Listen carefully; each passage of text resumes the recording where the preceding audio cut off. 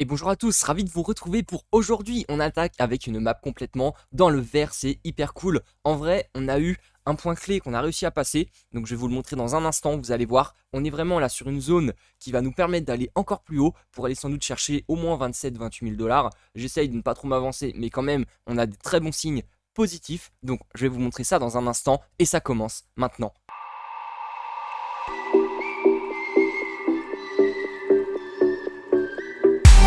Avant d'aller plus loin, n'hésitez pas à lâcher un petit like ou commentaire, ça me ferait extrêmement plaisir et à vous abonner également. Donc, comme je vous le disais, on a réussi à passer cette fameuse zone où à chaque fois on s'était fait rejeter dernièrement. Je vais vous repasser l'historique, hein. Je l'avais tracé sur les points bas qu'on avait fait donc en mars 2021, en mai 2022 et également ici qu'on avait traversé pour aller chercher les 17 000.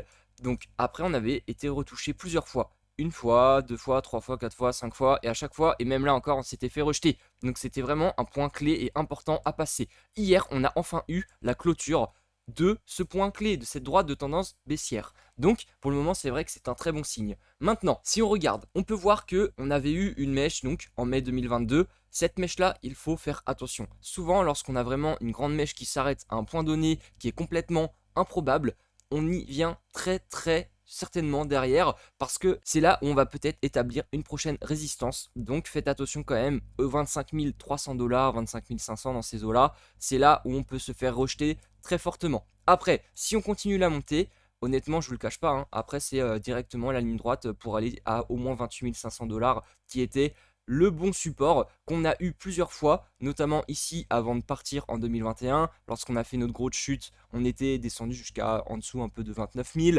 Et là, également pareil, lorsque nous étions en train de travailler avant de rechuter en mai 2022, on était autour des 28 500 dollars. Donc c'est vraiment la prochaine zone qu'il va falloir cibler si jamais on arrive à passer cette résistance autour des 25 300 et quelques dollars. Là, c'est vraiment le point qu'il va falloir surveiller. Je vous l'ai dit, hein, franchement, là on a cassé ça. Maintenant, on arrive bientôt aux 25 500 qui va être le point clé. Si on regarde après derrière, bon, je passerai Ishimoku ensuite. Là pour le moment, on a quand même fait une belle montée, hein. Vous voyez, je vais vous passer en weekly, peut-être qu'on verra un peu mieux. Même si effectivement on a eu des semaines dans la baisse, comme là on peut voir on était dans le rouge, on avait fait une petite mèche mais tranquillement, ça fait quand même 4-5 semaines qu'on est en train de monter consécutivement presque. Donc c'est un beau retournement de situation, un beau retournement de tendance. En plus de ça, on a le MACD qui est en train de croiser bullish, donc c'est-à-dire qu'il part dans le vert. Donc là, c'est vrai que c'est très bon signe. Le RSI qui lui continue de monter tranquillement. Si on repart en daily, eh bien en fait, on peut voir tout simplement que ici, par contre, on est en train de perdre un peu de la force acheteuse.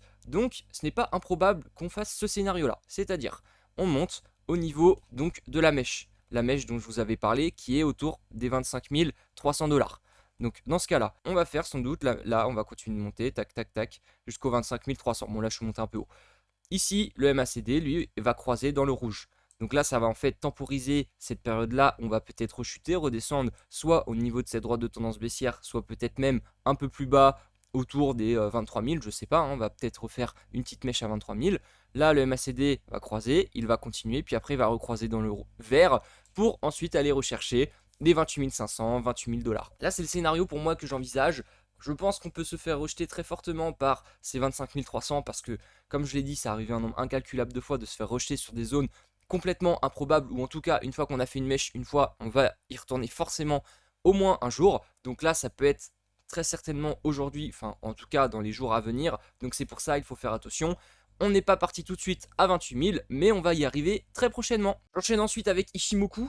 Donc là, vous allez voir qu'en finale, ça va confirmer mes propos, puisque on est tout simplement en train de tester le haut du nuage. Et le haut du nuage, où est-ce qu'il est? Il est à peu près à 25 000 dollars. Donc ça correspond tout à fait à cette mèche-là. Donc, comme je le disais, je pense pas qu'on va le passer tout de suite d'une traite, ce nuage, ce fameux nuage, qui va nous dire tout simplement si on va repartir sur une tendance haussière long terme, ou si on va rester encore un petit peu dans ce bear market. On peut, en fonction du sentiment de marché, encore une fois, là peut-être qu'on donne de faux espoirs. On donne de faux espoirs. C'est-à-dire que actuellement, on est très probablement en train de refaire une remontée pour bloquer des personnes à l'achat. Et après, on va se retourner Je ne sais pas jusqu'à où pour le moment parce que ça va dépendre aussi du contexte international. Moi, je vous ai donné mes targets, en tout cas à court terme, parce que je pense que c'est ce qui peut arriver. En tout cas, enfin, pour moi, ça semble presque évident. Et c'est ça le problème, c'est que quand c'est évident pour tout le monde, je ne sais pas la mentalité de tout le monde là pour le moment au niveau du sentiment de marché, mais de ce que j'ai vu, ça reste assez bullish. Certains pensent qu'on est vraiment bien reparti. Moi, je pense qu'on est reparti au vu des indicateurs. Mais maintenant, c'est vrai que si tout le monde commence à penser de cette façon-là, eh bien, le marché va dire quoi? Il va faire non, stop, allez, on va se retourner, et puis là, on va liquider tout le monde. Donc, c'est aussi ce problème. Malgré ce beau W qu'on a eu là, malgré cette reprise là de tendance haussière, mine de rien, là on peut la voir, la droite ici, bon, c'est pas très beau, hein, mais on peut voir quand même cette fameuse droite ici là de tendance haussière. Moi, je vais vous la retracer quand même, elle est pas très belle. On peut voir une droite de tendance haussière ici par rapport à notre montée du cours, par rapport au point bas. Donc, ça reste quand même super cool. Là, ici, si on prend ça comme ça, c'est joli. Mais maintenant, il ne faut pas crier victoire trop vite, c'est vrai, on ne monte jamais toujours en ligne droite comme je le dis toujours, ou on ne descend jamais en ligne droite. Même si après cette grosse correction, il y a des altes là qui ont repris un petit peu, qui ont fait un x2 même par rapport à leur point bas, hein, comme AEV par exemple, il est déjà presque à 115 $. On a d'autres comme, je ne sais plus qui d'ailleurs, on en a tellement, le BNB c'est pareil, il s'est repris à une vitesse folle. En tout cas, il faut faire attention parce que ce n'est pas parce qu'on se reprend aussi vite que derrière, on peut aller rechercher des points hauts tout de suite.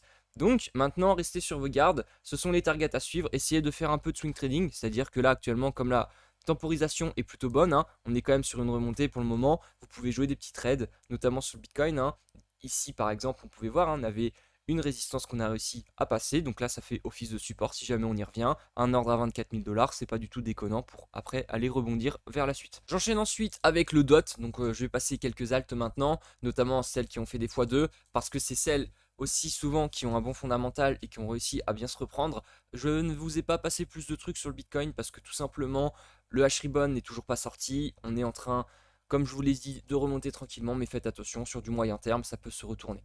Là, le DOT, on avait fait un point bas, donc c'était autour, il me semble, des 5 $ et quelques. On est là, on est presque à 10 $. Lui, maintenant, il va continuer de pousser hein, tranquillement. On a croisé en weekly au niveau du MACD, hein. On a le RSI qui est très très faible. Si on regarde en daily, pour le moment, on a certes des volumes acheteurs qui sont un peu plus faibles, hein, de plus en plus faibles même.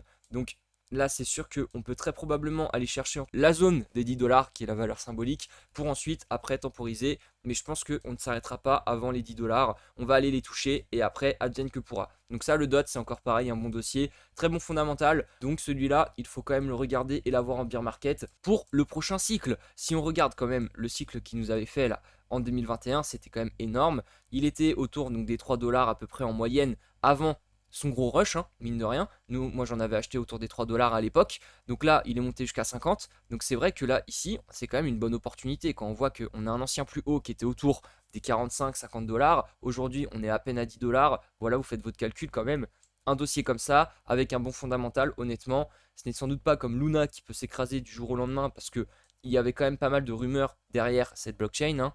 DOT, c'est complètement différent, même si il faut faire attention et ne pas mettre tous ses œufs dans le même panier. Je le dis encore une fois, hein, évidemment, ça semble logique, mais je préfère le répéter. Mais DOT, ça reste pour le moment une valeur assez sûre qui peut nous produire quelque chose de très très bon par la suite. J'enchaîne ensuite avec le flow. Il ne me semble pas que je voulais déjà passer, puisque à l'époque, il y avait fait un très beau bull run, comme parmi tant d'autres alts. Ensuite, il avait extrêmement bien corrigé. Et donc, je préférais attendre un petit peu avant de vous le passer. Il est toujours bon d'en avoir en portefeuille, hein. Évidemment, pourquoi? Parce que cette crypto-monnaie vient d'avoir un partenariat notamment avec Instagram, ou en tout cas les NFT ont été acceptés sur Instagram. Flow est en train vraiment de se produire un nombre de partenariats assez élevé, et en plus de ça, il continue de se développer, donc ça reste un projet intéressant. Effectivement, bon, on a eu une belle perf, on a bien corrigé, hein. Là je vais vous le tracer en direct, mais franchement, je ne sais pas combien il y a eu en baisse, mais on n'est pas loin, voilà, à 96%. Bon, c'est du schéma classique, hein. Moi, 96% sur un bear market, bah c'est très bien.